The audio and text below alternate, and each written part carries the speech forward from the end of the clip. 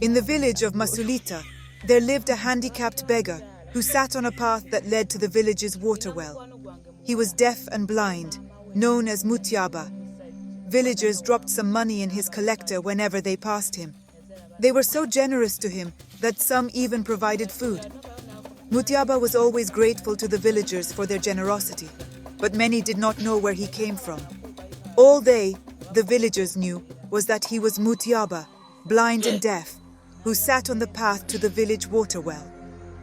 One day, a girl named Suzan was returning home from the water well, carrying a jerrycan of water, when she came across Mutyaba's money collector lying in the bush. When she looked into it, she saw money. She picked it up without making any sound. As she was leaving, Mutyaba returned to his spot and saw Suzan with his money collector in her hands. Before Suzan could say a word, Mutyaba disappeared before her eyes, leaving Suzan in deep terror. She stood there frozen and pleaded for Mutyaba to come and take his money, but Mutyaba never returned. This further confused her. Thinking of what to do with the money, Suzan dropped the money collector to the ground and ran home as if chased by ghosts.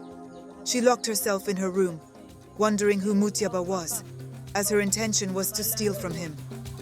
As she sat on her bed in deep thought, her legs began to itch. She got ointment and started to rub her legs, but the itching got worse. After a few hours, she went to bed thinking about Mutyaba and the trouble she had gotten into. Later that night, she woke up and realized that her legs had transformed into those of a goat. This caused her to scream at the top of her voice, making her father rush to her room to find out what was the matter. He was confronted by the horrific sight of his daughter's legs. "What has happened?" asked her father, who was terrified. Suzan lied to her father, saying that on her way home from the water well, she met Mutyaba, who asked for money. When she refused, he became agitated, and before she knew what Mutyaba was planning, he disappeared before her eyes, leaving her frightened. She then ran home to her bed and woke up to find her legs transformed into those of a goat. Suzan's father was so angry on hearing his daughter's story that the next morning, he decided to confront Mutyaba. When he arrived at Mutyaba's spot, there was no one there, so he waited patiently for hours, hoping Mutyaba would show up since it was his daily routine. Mutyaba did not show up that day, so he returned home to his daughter, who was in so much pain. He took her to his friend, a village traditional healer, who was terrified and had never seen anything like that before, in all his years of healing spiritual demons and curses. The traditional healer advised Suzan's father to take her to another, more powerful healer who lived near the village mountains. When Suzan and her father arrived at the recommended traditional healer's shrine, he was also unable to heal her legs. The news spread all over Masulita village, and the people were terrified to know that Mutyaba the beggar was responsible for what had happened to Suzan. They came to Suzan's home to catch a sight of a human with goat legs. Days turned into weeks and weeks into months as Suzan was bedridden, her legs too painful for her to walk. Her father, realizing that no healer could heal his daughter's legs, decided to move out of the village to seek a traditional healer who could help his daughter. He was directed to another spiritualist far to the east. Upon reaching there, the spiritualist told him that Mutyaba was not an ordinary beggar. He had come to Masulita village on a mission and was angered by his daughter, who tried to steal his money. The spiritualist told Suzan's father that if nothing was done, his daughter would transform into a real goat. Suzan's father asked the spiritualist what he could do, and he was told that his daughter had to complete the mission successfully to gain Mutyaba's forgiveness and be free. Suzan's father further asked what the mission was, and the spiritualist told him it was up to his daughter to find out. Suzan's father returned home and confronted his daughter, accusing her of lying and threatening to disown her if she did not tell the truth. Suzan agreed to tell the exact truth, admitting that she tried to steal from Mutyaba and how he disappeared before her eyes. Suzan's father was disappointed because he always provided for her needs. This was not the first time people had complained about her behavior of stealing, but her parents had always paid no attention to those claims. After all this, Suzan's father told her and his wife about the task their daughter had to fulfill to be forgiven by Mutyaba, as told by the spiritualist.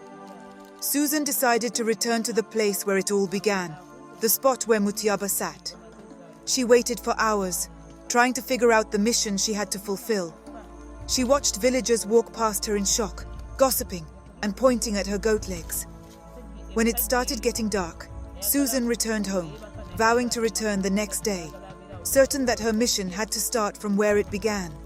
The next day she paid no attention to the villagers and what they said about her.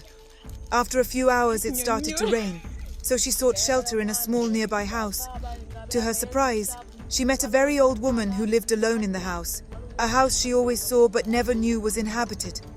Suzan decided to take care of the old woman by staying at her house and preparing meals for her.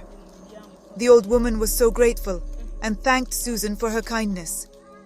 Then, Suzan returned to her parents' home. The next day, Suzan returned to the same spot. She sat for hours and saw a young boy heading to the water well to fetch water. He looked sad and troubled. She approached him and asked if everything was fine. The boy burst into tears and told her how he was suffering at the hands of his stepmother after his father died a few years ago. His stepmother hated him and made his life miserable. This made Suzan's heart heavy, and she comforted the boy, promising to help him in any way she could. She gave him corn to eat, and the boy was delighted after days of starving. Once he finished eating, Suzan promised to find a permanent solution to his problem.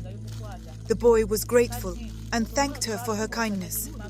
That evening, Suzan returned home, thinking about the boy and how she could help him.